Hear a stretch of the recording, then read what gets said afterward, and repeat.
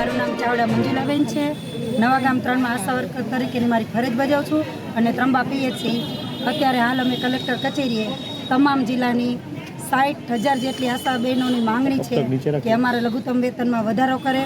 અને બીજા નંબરમાં એવું છે કે જે બહેનોને જોખમી સગર્ભાના પૈસા મળતા હતા 200 રૂપિયા, 1 વિઝિટના 2 વિઝિટના 400 રૂપિયા, એ સરકારશ્રીએ અમારા બંધ કરી નાખ્યા છે.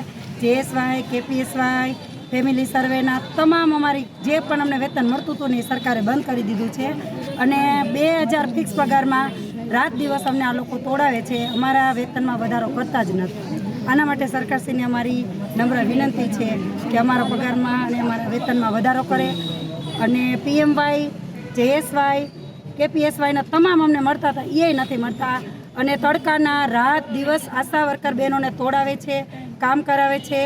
જોખમી સગર્ભા હોય, માનો કે 3% HB હોય, 4% HB, એવી બહેનોને અમને પ્રેશર કરી અને સિવિલ હોસ્પિટલમાં પહોંચાડીએ છીએ. અમે એની સાથે જઈએ છીએ, લઈએ, છતાંય અમારા વેતનમાં આ લોકો 1 રૂપિયો અમને દેતા નથી. અગાઉ રજૂઆત કરેલી છે, અગાઉ રજૂઆત કરેલી છે અને અમને વારંવાર રજૂઆત કરેલી છે.